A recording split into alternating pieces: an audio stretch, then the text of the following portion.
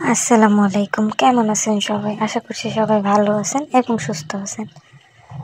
আজকে সকাল সকাল এই পরোটা দিয়ে আর এই যে ভাজি ডাল এগুলো দিয়ে নাস্তাটা সেরে ফেললাম। সো কেমন লাগলো আপনাদের অবশ্যই কমেন্টে জানাবেন। দুপুরের সময় আবার খাইতে ইচ্ছা করলো এই যে কি বলে এটারে কি জানি বলে ভুলে গেছি, কাঁচা কলা পিস পিস করে চিপস বানাই ফেলাইছি। বুঝলেন না তো, তাই না? আবার বাইরে শুনলাম আমরা পেয়ারা বানাবে, সেই নিয়ে আসলাম খাওয়ার জন্য। তারপরে তো আবার দুপুরের সময় চা না হলে চলে না, তাই আবার চাও বসাই দিলাম। তো চা খেয়ে দিয়ে এই তো এরপর রান্নার দিকে যাব, যদি মন চায় আর কি। চা নিয়ে একটু রং টং করলাম, এরপর যাব রান্নায়। এই তো এখানে গরুর মাংস রান্না হইবে, সেই জন্য আলু দিয়ে ভালো করে এটারে মুরগির মাংসটারে ভালো করে মাখাই জাকাই নিলাম। যা হয় কিছু একটা তো হবে।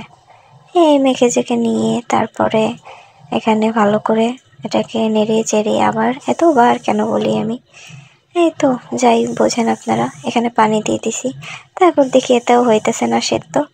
যা, তোকে প্রেশার কুকারে বসাই দিলাম। প্রেশার কুকারে এই তো ঢেলে ঢেলে দিয়ে তারপরে এখন কি আর করার, আলু দেখি বাইরে পড়ে গেল। এরপর শাশুড়ির অগোচরে গিয়ে এখানে একটু পেঁয়াজ কাটার ট্রাই করছিলাম। দেখেন, এক্সপার্ট বউয়েরা যখন পেঁয়াজ কাটতে বসে, হাতে না লাগাই পেঁয়াজ কাটতে গেছিলাম, কিন্তু হাতে তো লাগাইতেই হবে। পেঁয়াজ কাটতে গিয়ে আমার পরানটা বের হয়ে যাচ্ছিল। যাই হোক, এখানে কি যে করবো আমি জানি না। এই যে পেঁয়াজই কাটতে গিয়ে কি করতেছি, শাশুড়ি যদি দেখে ফেলায় তাহলে কিন্তু খবর আছে। অবশেষে পেঁয়াজ আমার একটা কাটা হয়ে গেছে। এটা দিয়ে এখন কি করব আমি? এটা দিয়ে এখন একটা ডিম ভাজবো। চলেন ডিম ভাজি। এই যে দেখেন ডিমটা নিয়ে নিছি, এখন একটু ফেটিয়ে নিয়ে একটু লবণ দিয়ে নিছি। এখন কি মরিচ দেব? না, দেব না মরিচ। যাই হোক, দেখি কি হয়। এরকমের অদ্ভুত রকমের পেঁয়াজ দিয়ে আমি ডিমটা ভেজেই ফেললাম শেষ পর্যন্ত। এখন এর সাথে গরুর মাংসের সাথে আলু ভর্তা বানাই নেব। এখন গরুর মাংস দিয়ে আলু ভর্তা খেতে ইচ্ছে করছিল, সেই জন্য এখানে আলু ভর্তা নিয়ে এখন মাখাজোকা করে এই তো আলু ভর্তা ভর্তার আলুর ছোলাগুলো ছিলে নিচ্ছি। ভর্তার ছোলা না, আলুর ছোলা ছিলে নিচ্ছি। এই যে ছিলে ফেলতেছি। এত স্পিডে যদি আমি কাজ করতে পারতাম কত ভালোই না হতো। মাঝখানে শুকনো মরিচগুলো টেলে নিয়েছি। এখন এই তো পেঁয়াজ মরিচে ডলে ডলে ভালো করে বানাবো আমি।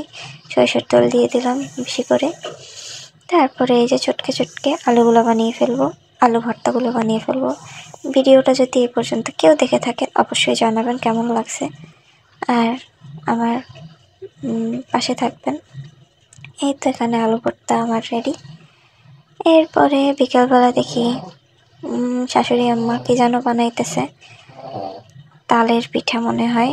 এটা কে কে খাইছেন অবশ্যই জানাবেন, কি বলে আপনাদের অঞ্চলে তাও জানাইতে পারেন। বিকালবেলা আবার দেখি এখানে বইলই মহাশয় যে হাঁটাহাঁটি করতে আছে, অনেক দুষ্ট আসলে। কোথায় কোথায় যায় কে জানে। ওই যে গাছের আড়ালে যায়, এদিকে যায় ওদিকে যায়। তারপরে দেখেন কি সুন্দর একটা সন্ধ্যা হয়ে গেল। সন্ধ্যাটা কত সুন্দর ছিল, ভালোই লাগতেছিল, সেই জন্যই ভিডিও না করে আর পারলাম না।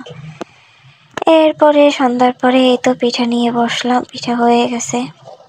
এরপর কামড়ে কামড়ে পিঠা খাচ্ছিলাম আর আপনাদের জন্য একটা ভিডিও করে রাখছিলাম। যা হোক, আপনাদের তো দিতে পারলাম না, কিছু করার নেই। কিভাবে দেব? ফোনের মধ্যে তো দিয়ে তো আর মেলা মারা যায় না। বরিশালের ভাষা ফিক্কা মারা যায় না, সরি।